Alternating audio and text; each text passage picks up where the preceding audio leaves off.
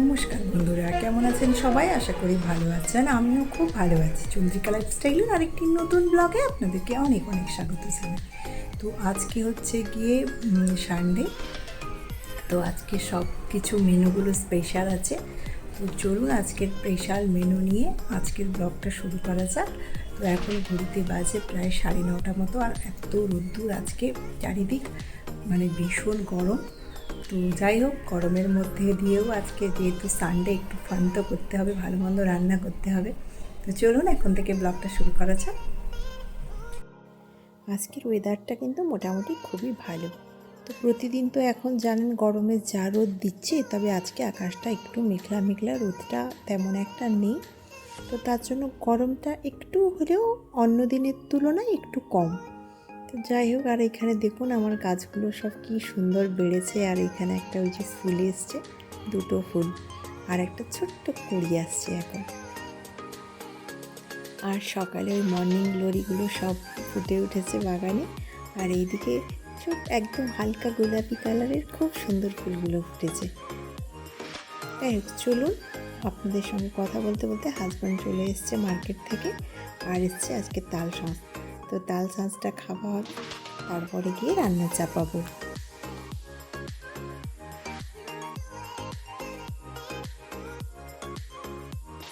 খাওয়া কমপ্লিট হয়ে গেছে, সোজা ছুটে এসেছি কিচেনে রান্না করার জন্য। কড়াইটা গরম হয়ে গেছিলো, দিয়ে দিলাম একটু ঘি।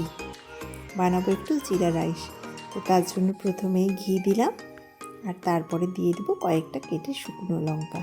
তো শুকনো লঙ্কাগুলো একটু ভালো করে ভেজে নিয়ে দিয়ে দেবো এলাচ, লবঙ্গ আর দালচিনি। তারপরে দিয়ে দেবো কয়েকটা তেজপাতা, আর ওইগুলোকে একটু ভালো করে ভেজে নেব। তারপরে মোটামুটি স্মেলটা ছাড়লেই তেজপাতা দিয়ে দেব একটু জিরে। তো যেহেতু জিরা রাইস বানাবো, তো জিরাটা তো মেন। তো জিরাটা দেওয়ার পরেই ব্যাস একবার নাড়াচাড়া করেই আগে থেকে যে চালটা ধুয়ে রেখেছিলাম, ভিজিয়ে রেখেছিলাম 1 ঘন্টার আগে, তো ওই চালটাই দিয়ে দেবো।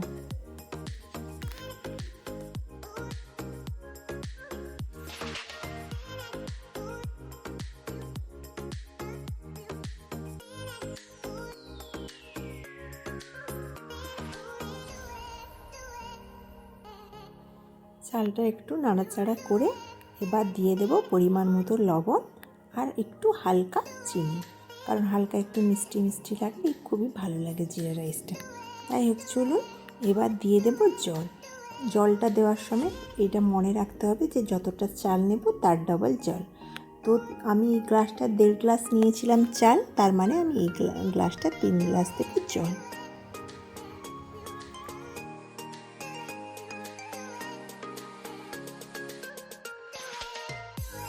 এইদিকে মাংসটাও ধুয়ে নিয়েছি, আর এইদিকে বসিয়ে দিয়েছি মশলা।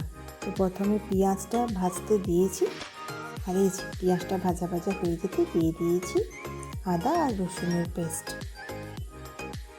আর এইদিকে মশলাটা কষাতে কষাতে চলুন দেখে নিই ওইদিকে জিরা রাইসটা কতটা কী হলো। আরে বাবা, জল শুকিয়ে গেছে আর সুন্দর একদম মাপে মাপে হয়ে গেছে, জানেন, ভাতটাও একদম মাপে সেদ্ধ হয়েছে। আর কি দারুণ স্মেল আসছে, মানে জিরা আর লবঙ্গ, দালচিনি, এলাচ সব একসঙ্গে মিশে এত ভালো স্মেল বেরিয়েছে। চলুন ওপর থেকে ছড়িয়ে দিই একটু ধনেপাতার কুচি, দিলে এদিকে জিরা রাইসটা আমার মোটামুটি কমপ্লিট। আর এইদিকে মশলাটা হয়ে গেছে, তাই মাংসটা একটু লবণ আর হলুদ মাখিয়ে ঢেলে দেবো।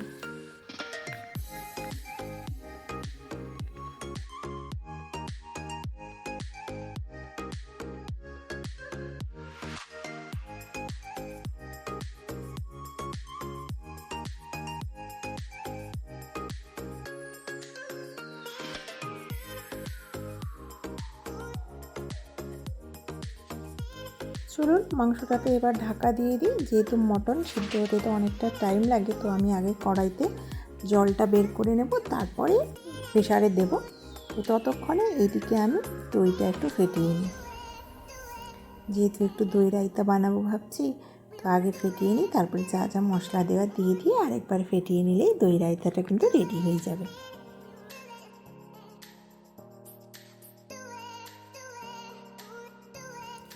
মশলাতে আমি এখানে দিচ্ছি একটু লঙ্কা গুঁড়ো আর একটু চাট মশলা আর দেবো একটু বিট লবণ। তো লঙ্কা গুঁড়ো আর চাট মশলাটা দিয়ে নিলাম, বাকি রইলো একটু বিট লবণ দিয়ে আরেকবার ঘুরিয়ে নেব।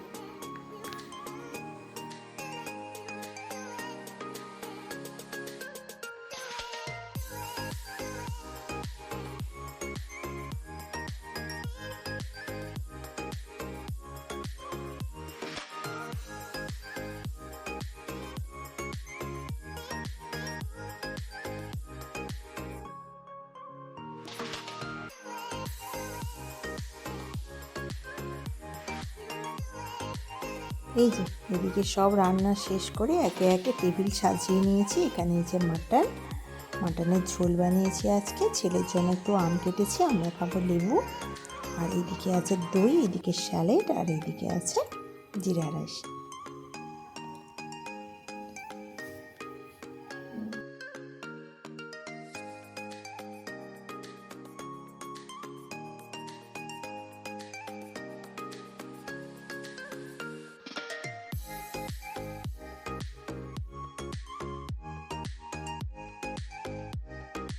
রান্নাটা আমার একদম কমপ্লিট হয়ে গেছে, আর ছেড়ে গেছে এখন ওই গিটার ক্লাসে।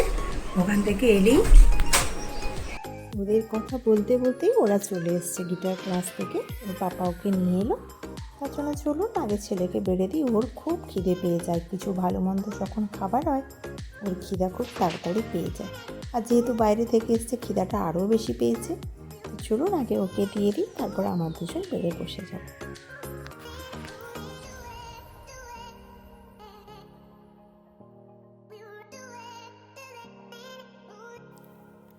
আবার আপনাদের সঙ্গে দেখা হচ্ছে সন্ধেবেলায়। এখন বানাবো একটু ওই বাটার চিকেন। তো তার জন্য মশলাটা রেডি করে নিচ্ছি। একটু পেঁয়াজ কুচি, আদা রসুনের পেস্ট, টমেটো, তারপর একটু এলাচ, দালচিনি, গোলমরিচ আর লবঙ্গ, লবণ পরিমাণ মতো, আর লঙ্কার গুঁড়ো সব দিয়ে একসঙ্গে আগে মশলাটা করে নেব। মশলাটা যখন ভালো করে হয়ে যাবে তখন এটাকে মিক্সারে ভালো করে ফেটিয়ে নেব, দিয়ে ছাঁকনি দিয়ে ছেঁকে নিলেই বাটার মশলাটা কিন্তু রেডি হয়ে যাচ্ছে। আর এই যে একদম কমপ্লিট হয়ে গেছে। এখন দিয়েছি একটু বাটার আর পেঁয়াজ কুচি আর টমেটো কুচি দিয়ে এই যে মশলাটা করে রেখেছিলাম এটা দিয়ে দিলাম, আর চিকেনগুলো আগে থেকে ভেজে রেখেছিলাম দিয়ে দিলাম। মোটামুটি আমার চিকেন বাটার মশলা রেডি হয়ে গেছে। উপর থেকে ছড়িয়ে দিয়েছি একটু কসুরি মেথি। তো যেহেতু ডিনার, মোটামুটি তাড়াতাড়ি দুটো রুটি খেয়ে নিলেই শান্তি। ডিনার যত তাড়াতাড়ি খেয়ে নেবেন তত শরীর খুব ভালো থাকবে। তার জন্য ডিনারটা আমাদের তাড়াতাড়ি বেশিরভাগ করার চেষ্টা করা হয়।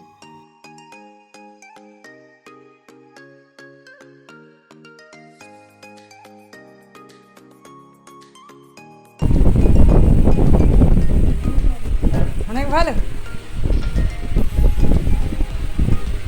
পাপাকে ডেকে দিই, তুই খা। হ্যাঁ, সবার খাবার কমপ্লিট হয়ে গেছে, চলে এসেছি একটু টপ ফ্লোরে। একদম কি দারুণ হাওয়া দিচ্ছে, আর আমাদের একটু পাইচারি করাও হয়ে যাবে খাওয়ার পরে।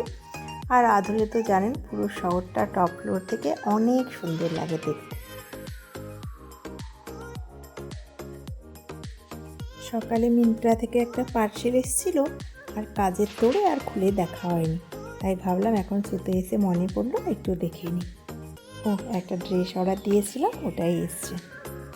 যাই হোক, চলুন আজকের ভিডিওটা তাহলে আমি এখানেই শেষ করছি। আপনারা সকলে ভালো থাকবেন, সুস্থ থাকবেন, সাবধানে থাকবেন। ব্লগটা কেমন লাগলো অবশ্যই আমাকে একটা কমেন্ট করে জানাবেন। ভালো লাগলে প্লিজ একটা লাইক করে দেবেন। আর যারা আমার ভিডিওটা নতুন দেখছেন সবার কাছে আমার বিশেষ অনুরোধ, আমার চ্যানেলটাকে সাবস্ক্রাইব করে রাখার, পাশে থাকা বেল আইকনটা অবশ্যই প্রেস করে রাখবেন, যাতে আমি কোনো ভিডিও আপলোড দিলে নোটিফিকেশান সবার আগে আপনার কাছে পৌঁছে যায়। তো সবাইকে আরেকটি বার সকলে ভালো থাকবেন, সুস্থ থাকবেন, সাবধানে থাকবেন। আবার আপনাদের সঙ্গে খুব শিগগির দেখা হবে পরের একটা নতুন ব্লগে। তো চলুন আজকের মতো টাটা।